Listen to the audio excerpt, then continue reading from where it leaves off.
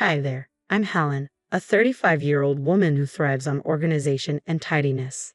I work as an auditor for a prominent firm, and my meticulous habits, especially when it comes to keeping receipts and handling taxes, often become the subject of friendly teasing among my friends.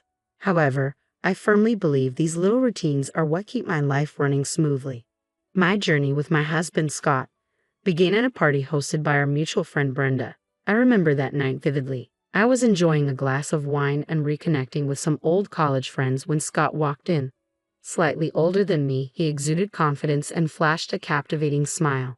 As a manager at a food sales company, he approached me with an easy charm.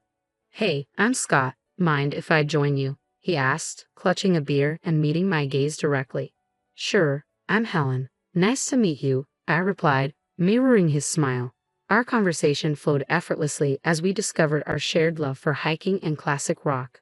A few months later, Scott invited me to a barbecue at his sister Margaret's house, marking my first encounter with his family. I felt a mix of excitement and nerves, but Margaret welcomed us warmly. Her 4 children were a whirlwind of energy, scattering toys and racing around. Despite my discomfort with the chaos, I introduced myself. "Nice to meet you all," I said as their antics escalated throughout the evening. As Scott and I grew closer, our discussions about the future deepened.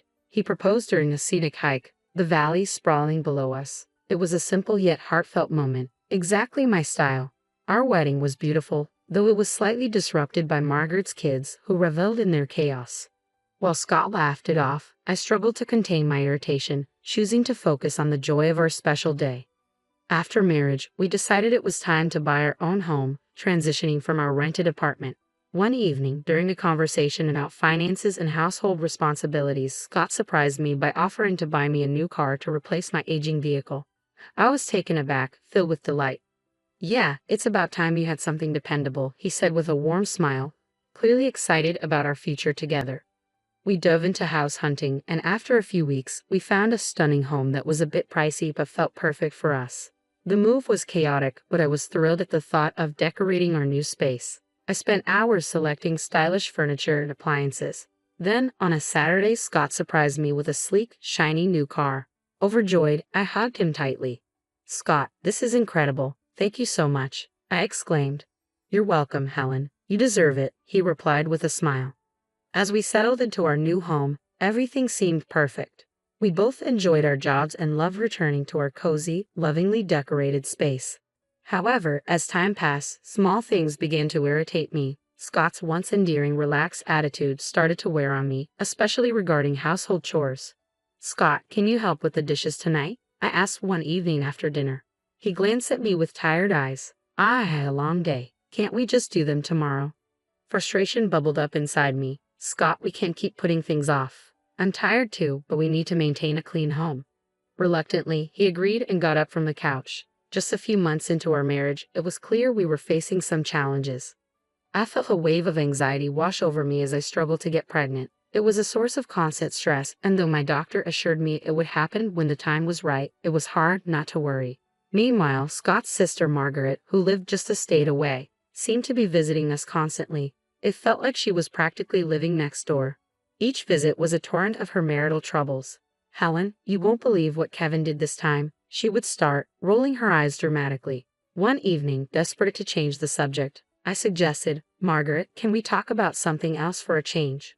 "Oh, come on, Helen. I need to vent. You're the only one who gets it," she replied, oblivious to my discomfort. Her kids were equally exhausting, transforming our home into a chaotic circus the moment they arrived. Running, fighting, throwing food, and being incredibly loud. After a long week, all I wanted was some peace, but that seemed impossible. "Guys, can you please calm down?" I pleaded, struggling to maintain my composure. "Why are you always so uptight, Helen?" Margaret snapped when I tried to manage her kids' behavior. "They're making a mess, Margaret. I just cleaned up." I shot back, my patience wearing thin. Then she delivered a low blow that hit hard. "Well, maybe if you had your own kids, you'd understand." Her words stung deeply, especially given my struggles with fertility. I couldn't believe Scott didn't stand up for me. "Scott, are you going to let her talk to me like that?" I asked, my voice trembling with anger and hurt. "Calm down, Helen. You're making a big deal out of nothing," he replied, siding with her yet again. "A big deal out of nothing." She just insulted me in my own home, I shouted, tears threatening to spill. I was done with feeling undermined and unappreciated in my own space, especially when Scott always took his sister's side. This constant disrespect was wearing me down, and I knew something had to change. One Saturday, Margaret showed up unannounced with her 4 kids in tow. "Helen, I need a break from parenting. I'm going shopping," she declared, dropping her kids off without waiting for a response.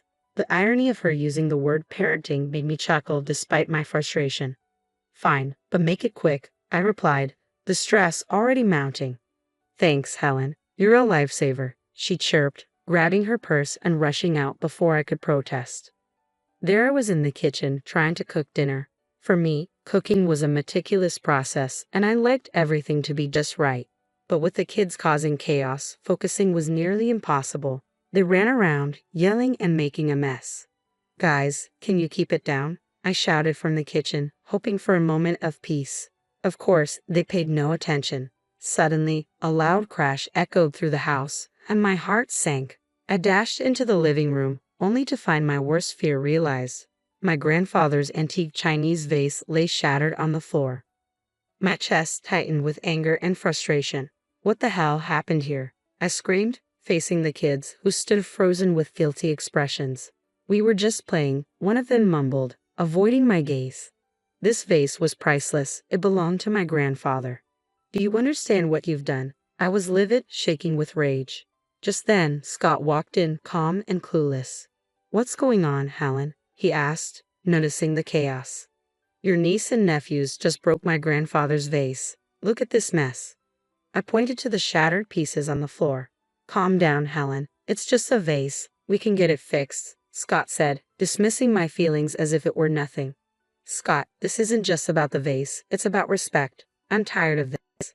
Every time Margaret visits, our house turns into a disaster zone, and you don't seem to care." My voice cracked with frustration. Just then, Margaret walked in, bags in hand, looking annoyed. "What's all this yelling about?" "Your kids broke my grandfather's vase. Look at this mess." I pointed to the floor, struggling to hold back tears.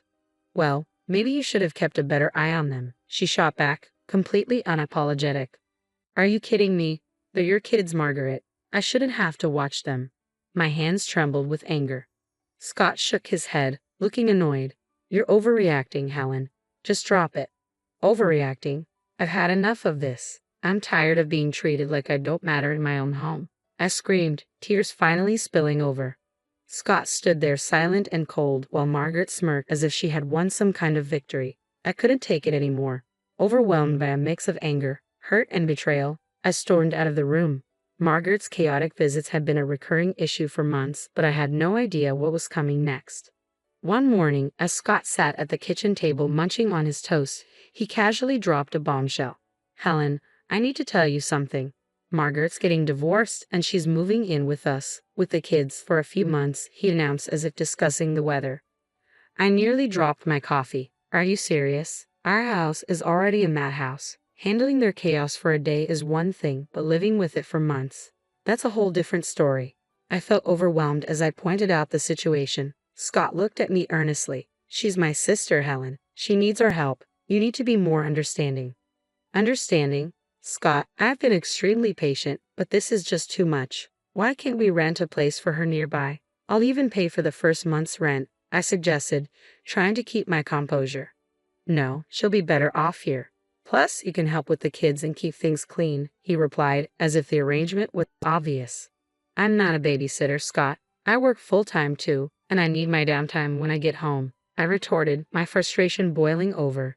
"Stop being so selfish, Helen. It's family. They need us," he snapped, his tone growing sharp. "I'm not being selfish. I'm looking for a reasonable compromise. I won't let my life be completely disrupted." My anger surged. "Well, they're coming tomorrow evening, so you better get used to the idea," Scott said abruptly before standing up and leaving the kitchen. I was stunned, feeling blindsided and betrayed. The next morning, still reeling from our argument, I dressed for work and went to grab my car keys. But they were missing. When I called Scott, his tone was disturbingly calm. "I took the car. It's mine, remember? I'm giving it to Margaret so she can use it for the kids," he informed me nonchalantly. "You're giving my car to Margaret? Are you serious right now?" I managed to say, shock coursing through me. It's not your car, Helen. I paid for it, and she needs it more than you do, he replied matter-of-factly. That was the last straw. You've taken everything from me, and I'm done, I said, my voice trembling with resolve. What are you talking about? Don't be dramatic, Helen, he replied, completely missing the gravity of the situation. I hung up, feeling trapped in a nightmare. How had things deteriorated so badly? I immediately called a moving company. Hi, I need a team to move some furniture and appliances today. It's urgent. The movers arrived a few hours later. I directed them around the house, pointing out what to take: the beds, sofas, chandeliers, even the bathroom faucets. Watching them remove each item brought me a peculiar sense of relief. Everything goes to my mom's house. Thanks for the quick work, guys, I said, handing over a tip. With the house now empty, I gathered my essentials and drove to my mom's place. Later that day, my phone buzzed relentlessly with calls from Scott, which I ignored, feeling a mix of anxiety and empowerment.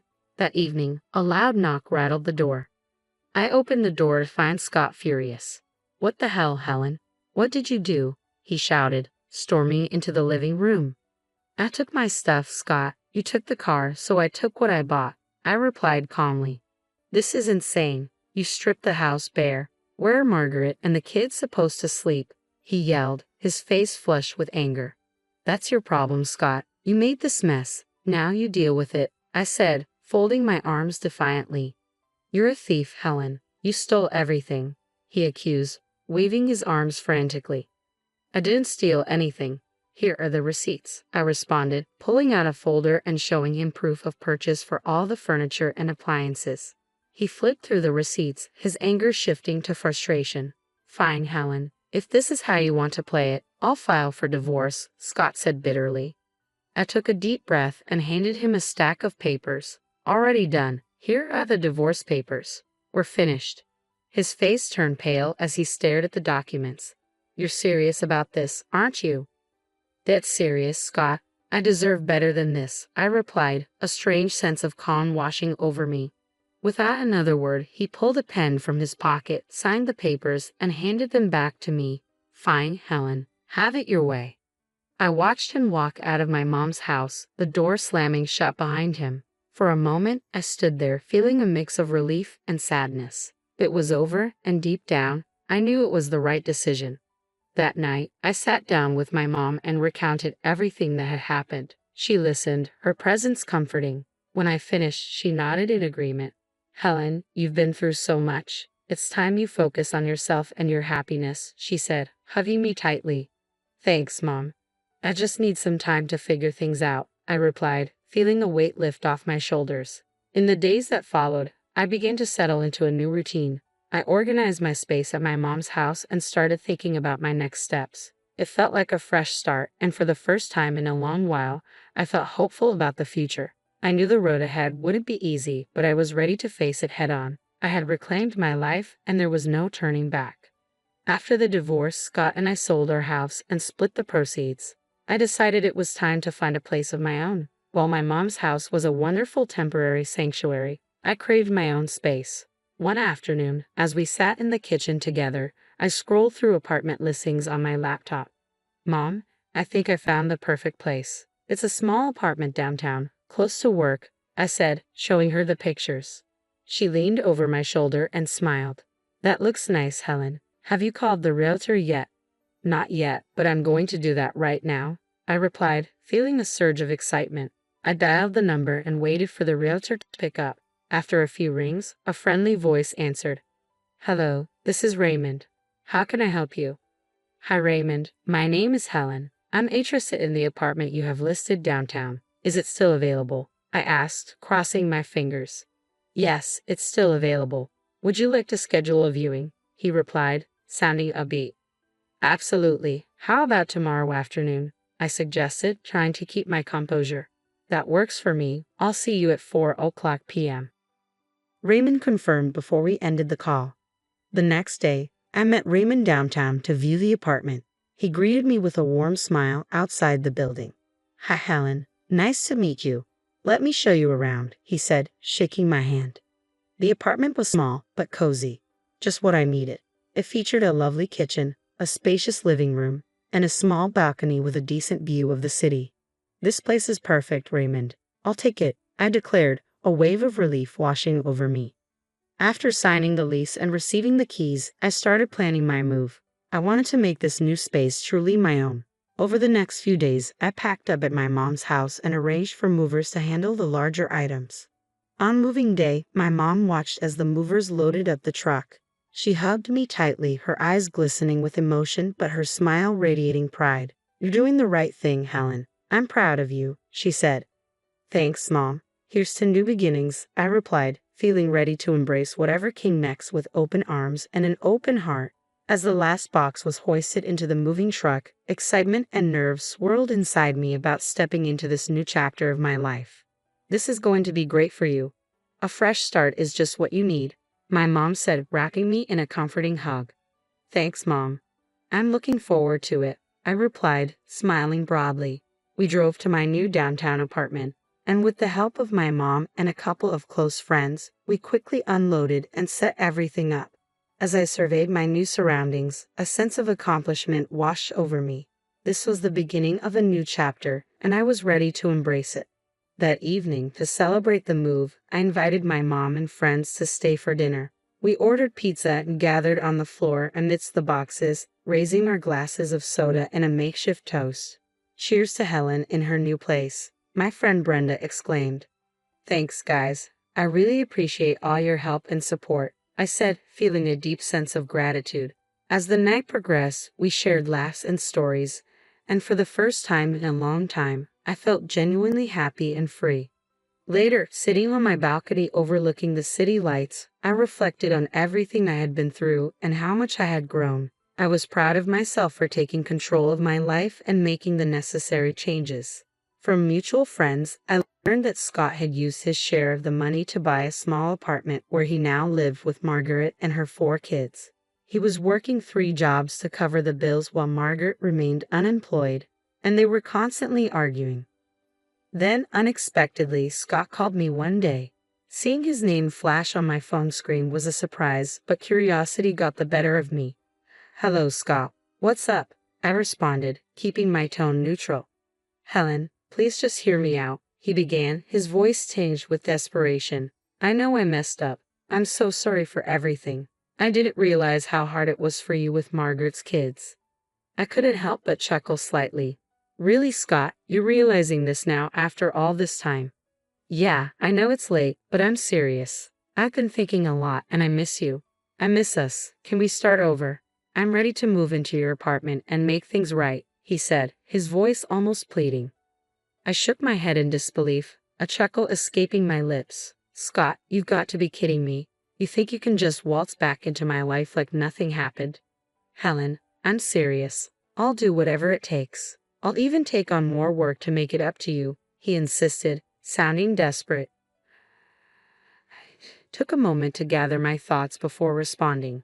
"Scott, it's too late for that. I've moved on. I'm building a life I love, and there's no room in it for the kind of drama you bring. I wish you the best with your situation, but I'm not interested in going back. Goodbye, Scott."